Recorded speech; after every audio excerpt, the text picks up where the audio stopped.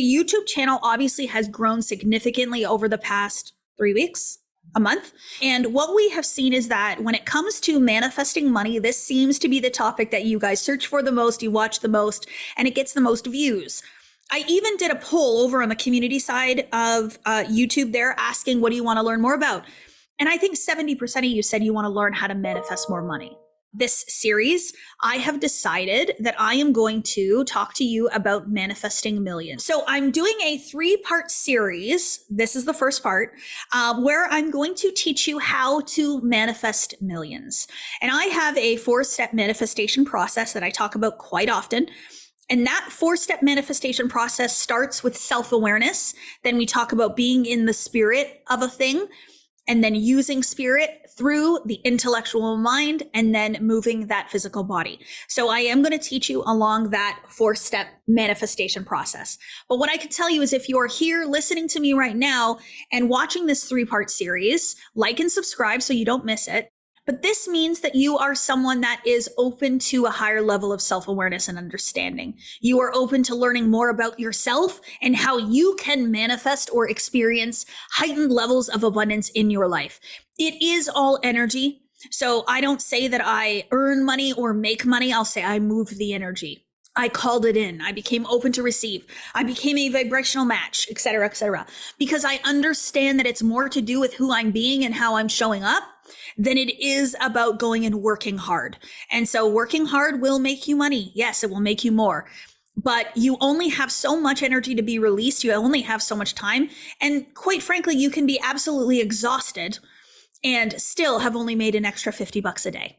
You know, I went and got a university degree, and I made an extra 50 cents an hour for that 5-year degree that I did part-time while I had babies. So this is a new way of thinking and a new way of doing things, and I want to share that with you. So this first part of this series is going to be spirit. So I'm going to talk about where spirit comes in you manifesting the millions, where spirituality comes in, your connection and guidance to source energy, and really how you allow yourself to feel the spirit and oneness of who and what you really are, and how that helps you to call in millions. Part 2, I'm going to go into the intellectual mind. So I'm going to talk a little bit about the importance of knowing yourself, the importance of your identity, the importance of beliefs and subconscious patterns and programs, and the stories that you tell within your personal mind and within your ego, and how attachment and detachment are key concepts in manifesting millions. The other thing that I will do in part 3 is I'm going to talk about the body. So yes, we are in spirit. We've reprogrammed the subconscious mind to attract and manifest millions. We must then move the body according to those 2 other pieces for the wholeness of the individual of who we are, to allow ourselves to call in that new experience. So you do need to move your body in a different way. And I'm going to talk to you a little bit today about what that looks like. There is a difference between manifesting a thing once and manifesting it continually over the remainder of your lifetime. So I will remind you, I'm not talking about one time, one lump sum, one little windfall. I'm talking about elevation and expansion and ascension into a heightened level version of yourself that brings in, calls in, and manifests millions of dollars over your lifetime, or in 10 years, or in 3 years, or in 1 year, whatever you decide you want. So it's very powerful. And as you know, I always teach through experience, not from concept. So this is not information that I have read in a book and that I hold in my conscious mind. This is my life, and this is how I live, and this is how I manifest, and this is how I have manifested multi-millions in a short period of time. Diamond Academy turns 4 on July 1st of this year, not even 4 years old. And we have done over 25 million in revenue, probably closer to 30 at this point, over the 4 years. And it is because I embodied these 3 parts that I'm going to tell you in this YouTube series. I also just want to say, stay to the end. I have a bonus. So what I mean by the end is at the end of part 3, I have a bonus tip that is actually the key to it all. And I've summed it up in this beautiful phrase and statement that I'm going to share with you at the end of part 3. So if this information is resonating with you while you're watching it, if you are feeling like this is truth operating in you, or you feel that you've noticed this in your life and in this part of your life, comment below and let me know. And then if there's something that's triggering you, so if you're noticing a belief in yourself as I'm talking, so I say something, you're like, oh, I don't believe that. be open to maybe believing that. What would it mean for you if you did accept this belief? I have a beautiful background on my phone, and I made this very intentionally.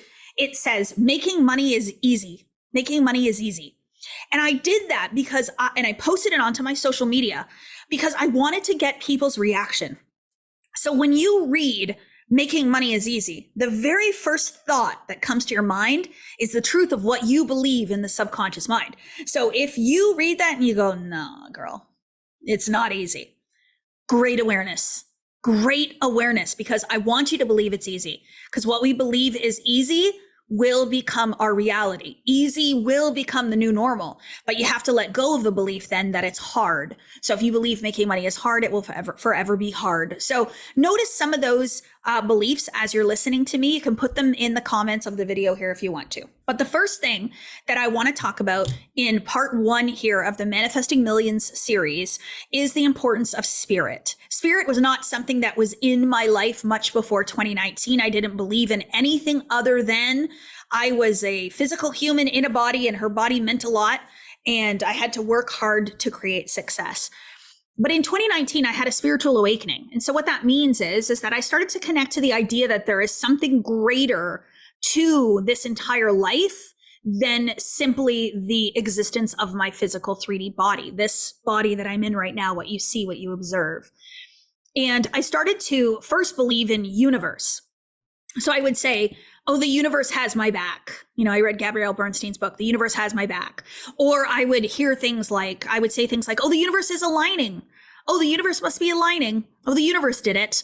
You know, when I manifested my first a coffee showing up at my house, I was like, oh, look at what the universe did. It brought me my coffee that I asked for in my mind. How crazy. But what I started to realize through my journey, and the more that I studied myself and I studied more esoteric principles, really started to connect it with the idea of source energy, with God, with spirit. And I read one day, you know, people always tell me how inspiring I am. And at first I thought, I'm inspiring you to be better, so I'm inspiring. But then I saw one day, you know, inspiring is in spirit. And I went, oh, I get it. That's why I'm inspiring, is because I'm in spirit. I am aware of, I perceive, and I feel my oneness, my connection to source energy, to God, to universe, to spirit, whatever language you want to use. And so what I've realized is in September of 2019, when I found my connection to spirit, when I became aware of and remembered who and what I really am, source energy flowing to and through me, I'm just a differentiated version of that source energy, is where my power started to really expand and to blow up, and where I started to really manifest really powerful things into my life, and where my 3D experience became completely different than it was before. So it's one thing to walk around the world feeling like a new person, but it is a whole other thing to feel like a new person and then to live a whole new life, because you created the manifestations outside of you. So I don't want you to just feel good. I want you to feel good and then have a new heightened human experience while you are here, an elevated human experience, and money can help you to do that. So Manifesting Millions came after I perceived my oneness, my connection, my spirit, my source energy, spirit, God, all that beautiful stuff. So what does it mean to be in the spirit of a thing? And I want to be really clear here that this is the first step in manifestation, is not to decide what you want, but to be in the spirit of this life, to be in the spirit of who you are, to be in the spirit of energy, to be in the spirit of source, to actually allow yourself to be connected, to listen, to feel, to know that you're guided, you're supported, that you aren't here alone in the physical body. And so to enter into the spirit of a thing prior to that thing is Thomas Troward language. He has a beautiful article, Entering into the Spirit, that is so beautiful. And so when you enter into the spirit of a thing, you have your focused attention upon it. You are listening. You are aware. You are excited. You are open to receive. You have an open mind. So some of you might be watching this video right now and you're checking your email and you're not taking any notes and you're doing other things and you're just kind of sort of listening and sort of not listening, and maybe she'll say something, maybe she won't, and you're hearing one thing and maybe not the other. I would venture to say that you're likely not in the spirit of it.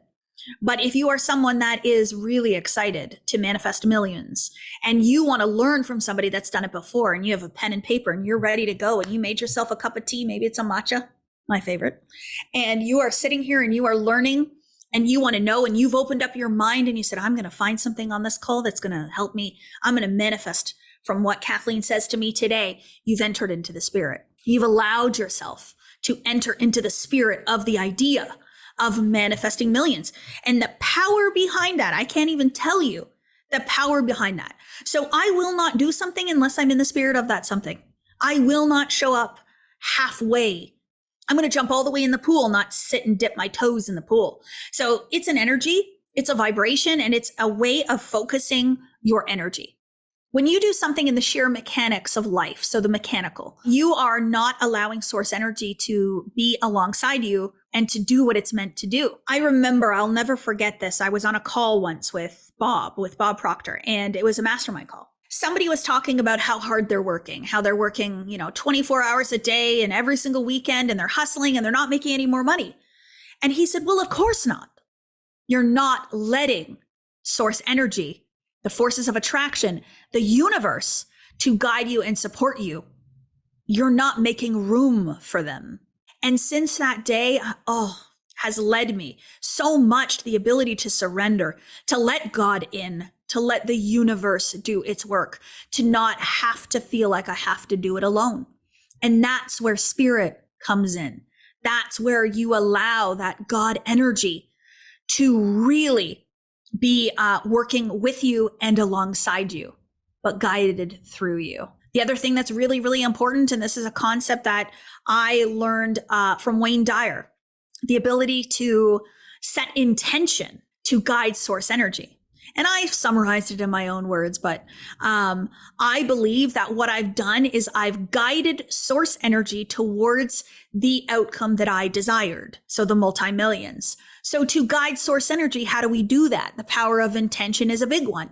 So to have intention and to be in the spirit and come and listen to this video about manifesting millions, it sets an intention. It's very, very powerful.